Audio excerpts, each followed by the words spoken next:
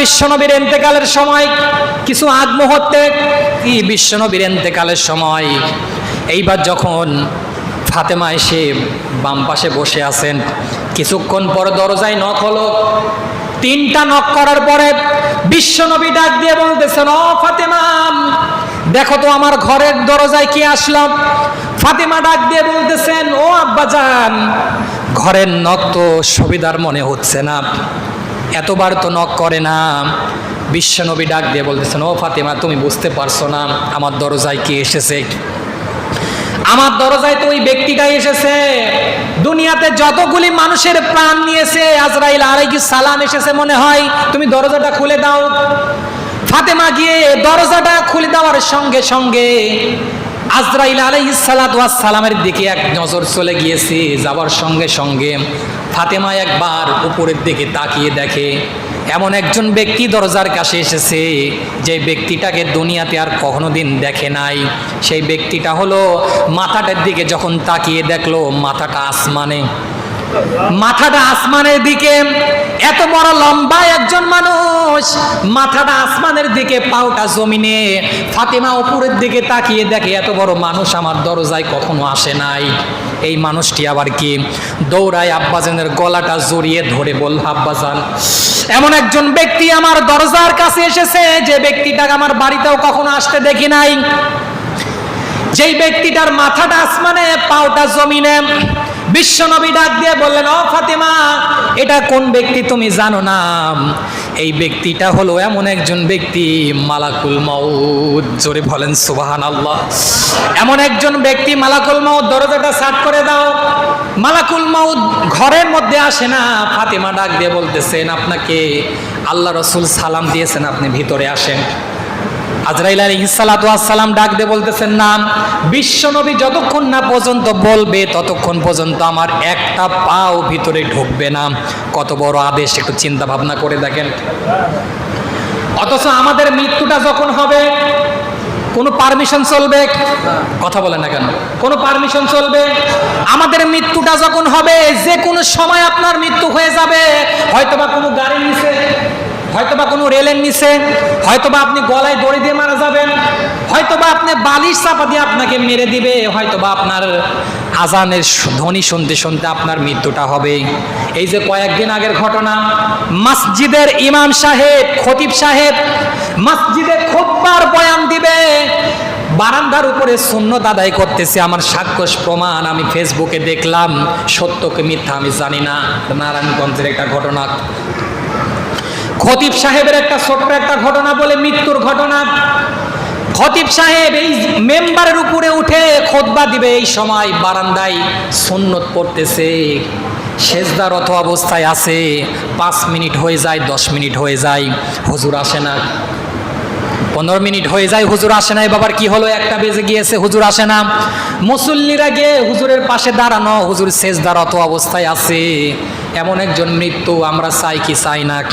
আরো জোরে বলেন। এমন একজন মৃত্যু কিন্তু আমরা চাই।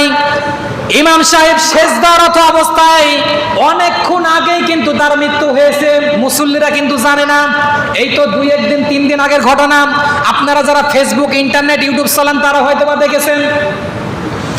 এই ইমাম সাহেবকে যখন ধাক্কা দেওয়া হলো, ইমাম সাহেব অটোমেটিক শুয়ে পড়লো, দুনিয়া থেকে বিদায় হয়ে গিয়েছে। ইমাম সাহেব কিন্তু জানতো না যে আজকে শুক্রবারের দিন আমার মৃত্যুটা হবে নামাজরত অবস্থায়। সুবহানাল্লাহ বলেন। বান্দাগুলা এইভাবেই চায় যে আমাদের মৃত্যুটা নামাজরত অবস্থায় হোক, আমাদের মৃত্যুটা মসজিদের আজান শুনতে শুনতে হোক, আমাদের মৃত্যুটা নামাজের রুকু সেজদার অবস্থায় হোক। এটাকে আমরা চাই কি চাই না? কিন্তু যারা নামাজ আদায় করে না তারা কিন্তু চায় না যে যা হয় হোক, হুজুর এই ফলস কথা বলে আসে। কথা বলেন ঠিক কিনা? আরে ভাই, তুমি মারা গিয়ে দেখো, 100 বছর, 200 বছর, 500 বছর আগে যারা মারা গিয়েছে তারা কিন্তু দুনিয়াতে আর এসেছে। কথা বলেন না কেন? তারা কি দুনিয়াতে আর এসেছে? তারা আসে নাই। এখন মাস্ট বি আপনার মৃত্যু হয়ে যাবে, কোনো গ্যারান্টি নেই। মাটি দেওয়ার সময় কিন্তু আমরা একটা দোয়া পড়তে থাকি, মিনহা খলাকনাকুম ওয়া ফিহা নুঈদুকুম ওয়া মিনহা নুখরিজুকুম তারাতান উখরা। সূরা বলেন আল্লাহু আকবার।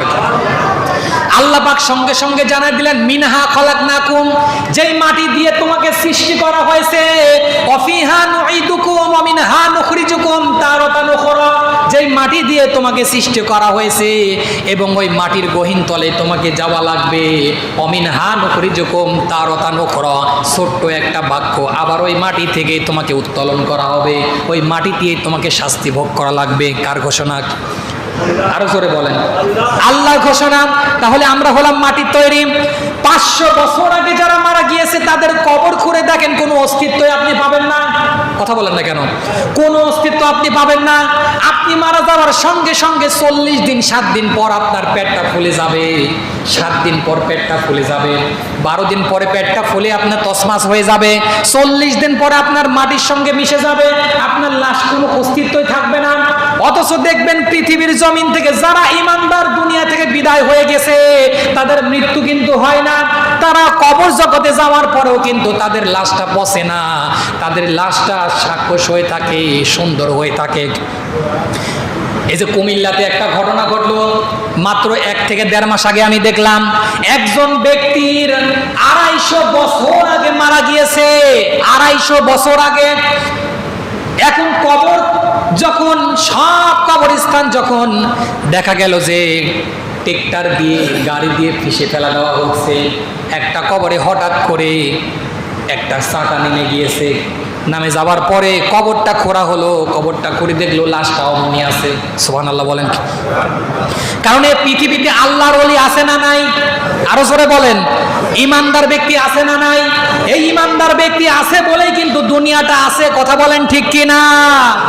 কারণ বিশ্ব নবী যখন মারা যায় যে কথাগুলো বলে গিয়েছেন সব কিছু সত্য হচ্ছে। কথা বলেন ঠিক কি না? কখন এই দুনিয়াটা ধ্বংস হয়ে যাবে আমরা বলতে পারবো না। তাহলে আমরা সব সময় দোয়া করি আমাদের মৃত্যুটা যেন ঈমানি মৃত্যু হয়। জোরে বলেন সুবহানাল্লাহ। যাই হোক, যে কথা বলতেছিলাম, বিশ্ব নবীর আদেশ পাওয়ার পরে মালাকুল মউত যখন ভিতরে চলে আসলেন, আসার পরে যখন বিশ্ব নবী ডাক দিয়ে বলতেছেন, ও আজরাইল তুমি কি আমার মৃত্যুটা নিবা? কাছে হ্যাঁ। বিশ্বনবী ডাক দিয়ে বলতেছেন, ও আজরাইল আমার মৃত্যু আগেই হতে দেব না, কারণ আমি একটা জিনিস আজকে প্রমাণ চাই। সে প্রমাণটা কি? তুমি যে দুনিয়ার সমস্ত মানুষগুলা মৃত্যুবরণ করে কিভাবে মৃত্যু হয় আমি একটু দেখতে চাই। কিচ্ছু করা লাগবে না, তোমার কুদরতি হাতটা তুমি আমার বুকের উপর শুধু রাখো, আমার যেন মৃত্যু না হয়। শুধু বুকের উপর হাতটা রাখবা আর তুলবা। 1 থেকে 2 সেকেন্ড সময় তোমাকে দিলাম, শুধু হাতটা রাখবা আর তুলবা, এই সময়টুকু আমি তোমাকে দিলাম। দাও দেখি, আমি দেখি একটু মৃত্যুর অনুভবটা আমি করি। আল্লাহু আকবার বলেন। বিশ্বনবী ডাক দিয়ে বলতেছেন, পৃথিবীতে যতগুলো উম্মত আছে মারা গিয়েছে ওদের মৃত্যুটা কিভাবে হয় আমি ছোট্ট একটা নমুনা দেখতে চাই। আল্লাহু আকবার বলেন। এই নমুনাটা কি? যে আমার বুকের উপর খালি আপনি হাত দিবেন আর তুলবেন। আল্লাহু আকবার বলেন। বিশ্বনবীর বুকের উপর যখন আজরাইল আলাইহিস সালাতু ওয়াস সালাম হাতটা দিলেন, হাতটা দেওয়ার সঙ্গে সঙ্গে আজরাইলকে ডাক দিয়ে বলতেছেন, আজরাইল তাড়াতাড়ি আমার হাতটা সরিয়ে দাও, আমি আর রাখতে পারতেছি না। 1 সেকেন্ডের মধ্যে, 2 সেকেন্ড লাগলো না, 1 সেকেন্ডের মধ্যে শুধু হাতটা দিছে আর তুলছে। কারণ বিশ্বনবীর আদেশ কিন্তু আজরাইল কিন্তু কখনো অমান্য করে না। সঙ্গে সঙ্গে হাতটা তুলে ফেললো। আজরাইলকে ডাক দিয়ে বলতেছেন, ও আজরাইল তুমি যে আমার বুকের উপর হাতটা রেখেছো, আমার মনে হচ্ছে উহুদ পাহাড় তুমি আমার বুকের উপর রেখেছো। আল্লাহু আকবার বলেন। বিশ্বনবীর বুকের উপর হাতটা রেখেছেন আজরাইল আলাইহিস সালাতু ওয়াস সালাম, তাই বিশ্বনবীর মনে হচ্ছে উহুদ পাহাড় তুমি আমার বুকের উপর রেখেছো। ও আজরাইল তাড়াতাড়ি হাতটা সরিয়ে দাও। আল্লাহু আকবার। তাহলে দেখেন মৃত্যুর যন্ত্রণা কত কঠিন। আপনি একটু চিন্তা ভাবনা করেন ভাই, আপনি যে নামাজ পড়েন না, আপনি যে আল্লাহর ইবাদত বন্দেগী করেন না, আপনি কিভাবে মারা যাবেন একটু চিন্তা ভাবনা করছেন ভাই? আপনার মৃত্যুটা কি অবস্থায় হবে আপনি একটু চিন্তা ভাবনা করেন, দেখেন তো ভাই ভাই আহারে আপনার মৃত্যুটা যে কি অবস্থায় হবে আপনি নিজেও কল্পনা করতে পারবেন না। কথা বলেন ঠিক কিনা? আহারে মানুষের যখন মৃত্যু হয়, এই যে সামান্যতম কয়েকটা দিন আগে দেখলাম একজন ব্যক্তি, আল্লাহ পাকের বান্দা, আহারে এদের জান নিয়ে মনে হয় কোনো মায়া দয়া নাই। দেখলাম যে ট্রেনের আগে দাঁড়ায় আছে, যখন ট্রেন আসলো হঠাৎ করে ওর দেহখানা ট্রেনের নিচে দিয়ে। আল্লাহু আকবার। মানুষের মৃত্যুটা কত মনে হচ্ছে সহজ হয়ে গিয়েছে। উনি একটু চিন্তা ভাবনা করলো না যে উনি সরাসরি জাহান্নামে? আপনার অ্যাক্সিডেন্টের মধ্যে, মর্মান্তিক ঘটনার মধ্যেও কারণ আছে। আপনি রাস্তায় আসছেন, হঠাৎ করে আপনাকে পিছন দিয়ে ধাক্কা দিয়ে আপনাকে দুনিয়া থেকে বিদায় করে দিল, ওই মৃত্যুটা হবে শহীদ মৃত্যু। সুবহানাল্লাহ। আর আপনি নিজের ইচ্ছাকৃতভাবে আপনি আপনার জীবনটা দিয়ে দিলেন, আর আপনি মনে করলেন যে আমার মৃত্যুটা শহীদি মৃত্যু হলো। এটা সম্পূর্ণ বোকামো মৃত্যু। কথা বলেন ঠিক কিনা? আরো জোরে বলেন ঠিক কিনা? অনেক মানুষ বলে হুজুর আমার ওই যে সন্তান ছিল একটা, গলায় দড়িলে মারা গিয়েছে, তো তাহলে আপনার হাদিস শহীদের মধ্যে কি আছে? আমার সন্তান তো শহীদি মৃত্যু নাকি? আরে বেটা হ্যাঁ শহীদি মৃত্যু, মরার পরে তোর বাটাম সাইজ করা হবে। কথা বলেন ঠিক কিনা? শহীদি মৃত্যুতে এমনি এমনি আসে না। কথা বলেন ঠিক কিনা? সম্মানিত ভাইরা আমার, আল্লাহ রাব্বুল আলামিন বিশ্বনবী মুহাম্মদুর রাসূলুল্লাহ সাল্লাল্লাহু আলাইহি সাল্লামকে এই দুনিয়ার বুকে সমস্ত রহমত স্বরূপ পাঠিয়েছেন বিশ্ববাসীর জন্য। আমরা সেই নবীর অনুসরণ যদি দুনিয়াতে করি, কিয়ামতের ময়দানে আল্লাহ রাব্বুল আলামিন আমাকে আপনাকে সেই বিশ্বনবী সুপারিশ করে করে জান্নাতে পৌঁছায় দিবে। জোরে বলেন সুবহানাল্লাহ। আমরা যেন এই রবিউল আউয়াল মাস থেকে আমরা শিক্ষা অর্জন করতে পারি। আল্লাহ রাব্বুল আলামিন আমাকে আপনাকে সকলকে এই ছোট্ট একটি আয়াত থেকে যেন রাসূল সাল্লাল্লাহু আলাইহি ওয়াসাল্লামের জীবনী নিয়ে যে কথাগুলো বললাম, এই কথার ভিতর যদি কোনো ভুল হয়ে থাকে আল্লাহর রাস্তে যেন আল্লাহ রাব্বুল আলামিন আমাকে মাফ করে দেয়। আর যেই কথাগুলো শুনলাম এই কথার ভিতর থেকে যদি একটি আমল যদি আমরা করে থাকি, সেই আমলের ওসিলায় হলেও যেন আল্লাহ রাব্বুল আলামিন আমাদের জীবন জিন্দেগীর গুনাহ খাতা মাফ করে দেয়। সবাই বলেন আল্লাহুম্মা আমিন। ওয়া আখিরু দাওয়ানা আনিল হামদুলিল্লাহি রাব্বিল আলামিন। এখনই দোয়া হবে। আমরা সবাই কবর জিয়ারতের নিয়তে বিসমিল্লাহ সহকারে সূরাতুল ফাতিহা একবার পড়ব, সূরা ইখলাস 3 বার পড়ব, কয়েকবার দুরূদ শরীফ, একবার আস্তাগফিরুল্লাহ পড়ব ইনশাআল্লাহ। আমাদের সকলের জন্য দোয়া হবে, আমাদের আত্মীয় স্বজন, মা বাবা যারা দুনিয়ায় থেকে বিদায়। যেহেতু আজকের আমরা কিসের জন্য এসেছি? রবিউল আউয়াল। সর্বপ্রথম একটা ফজিলত আছে, এই মাসে আপনারা যে কোনো সোমবারের দিন, এই মাস কিন্তু এখনো চলছে না, এখনো চলছে, এই মাসে আপনার যে কোনো সোমবারের দিন একটি রোজা আপনারা পালন করতে পারেন। কয়টি রোজা? সবাই বলেন কয়টি? আপনারা চেষ্টা করবেন ইনশাআল্লাহ, আমি চেষ্টা করবো একটি রোজা থাকার জন্য। একটি রোজা আপনারা পালন করবেন, যে কোনো সোমবারের দিন একটি রোজা, এই একটি আমল আপনারা পালন করবেন ইনশাআল্লাহ। আর যেহেতু বিশ্বনবীর এটা হচ্ছে গা আপনার জন্ম এবং ওফাত দিন, বিশ্বনবী এই মাসে দুনিয়াতে এসেছিলেন এবং এই মাসে দুনিয়া থেকে এই জন্য এইটাকে উল্লেখ করে অধিকাংশ মানুষ আমরা মনে করতেছি যে না এই দিন আসলে হই হাল্লা করে আমরা একটা অনুষ্ঠান করবো না। আপনি দোয়ার মাহফিল একটা করতে পারেন ইনশাআল্লাহ। আমরা সবাই এখনই দোয়া করব। আল্লাহ রাব্বুল আলামিন আমাদের আত্মীয় স্বজন, দাদা দাদি, নানা নানি যারা দেখবেন আজকের এই দোয়ার অনুষ্ঠানে, দেখুন অধিকাংশ মানুষ কিন্তু এই দোয়ার অনুষ্ঠানে আসে না। আমি প্রথমে কি বলেছি, বছরের মধ্যে আমরা শবে বরাত, শবে মেরাজ, মুহররমকেও কিন্তু আমরা এত প্রাধান্য দিই না। দিই কি ভাই? দিই না। দেখবেন শবে বরাতকে আমরা বেশি প্রাধান্য দিই, অথচ এই দিনেও এই রাত্রেও যদি আপনি আল্লাহ রাব্বুল আলামিনের দরবারে যদি দুহাত তুলে আপনার মা বাবা আত্মীয় স্বজন সকলের জন্য যদি আপনি দোয়া করেন, এই দোয়া যদি আপনি করেন, কবুল করবেন কে? আরেকটু জোরে বলেন, কবুল করবেন কে? আল্লাহ পাক। অধিকাংশ মানুষ আসে নাই, আবার তারাও মনে করতেছেন যে না হুজুরের কাছে যায় নাই, আমরা এখান থেকে দোয়া করি। সমস্যা নাই, আপনারা দোয়া করতে পারেন। এলাকার অনেক মা বোনরা আছে, তারাও বাড়িতেও দোয়া করতে পারে, কোনো সমস্যা নাই। সমস্যা আছে নাকি ভাই? কোনো সমস্যা নাই, বাড়িতেও দোয়া করতে পারে। এই জন্য আমরা এটাকে চিন্তা ভাবনা করে আমাদের আত্মীয় স্বজন ময় মুরব্বী যারা দুনিয়া থেকে চলে গেছে সকলের জন্য আমরা খাস করে দোয়া করব। আল্লাহ রাব্বুল আলামিন যেন আজকের দোয়ার ওসিলা করে হলেও আল্লাহ পাক যেন সকলের মাইয়াতকে কবর গুলাকে যেন জান্নাতের বাগান বানায় দেয়। সবাই বলেন আল্লাহুম্মা আমিন, আল্লাহুম্মা আমিন। রব্বানা যালামনা أنفسنا وإن لم تغفر لنا وترحمنا لنكونن من الخاسرين ربنا فاغفر لنا ذنوبنا وكفر عنا سيئاتنا وتوفنا مع الأبرار আয় আল্লাহ তাআলা মাবুদ মেহেরবান পবিত্র রবিউল আউয়াল মাসে আয় আল্লাহ তাআলা রাত্রি রজনীতে আয় আল্লাহ তাআলা আমরা অনেকগুলি বান্দারা মসজিদের মধ্যে দুখানা হাত তুলে দিয়েছি আল্লাহ। আমাদের মা বাবা আত্মীয় স্বজন যারা দুনিয়ায় থেকে চলে গেছে আল্লাহ তাদের উদ্দেশ্য করে আল্লাহ আয় আল্লাহ তাআলা কুরআনুল কারীম থেকে কালমা শরীফ, ফাতিহা শরীফ, গেলাস শরীফ, দুরূদ শরীফ যে যা কিছু পড়েছি আল্লাহ ভুল বান্দি করে তুমি নিজ গুণে ক্ষমা করে দাও। আর যতটুকু সওয়াব দিয়ে থাকো সর্বপ্রথম বিশ্ব নবী জনাবে মুহাম্মদুর রাসূলুল্লাহ সাল্লাল্লাহু আলাইহি ওয়াসাল্লামের আরওয়াতি সওয়াবটুকু আল্লাহ তুমি পৌঁছিয়ে দাও।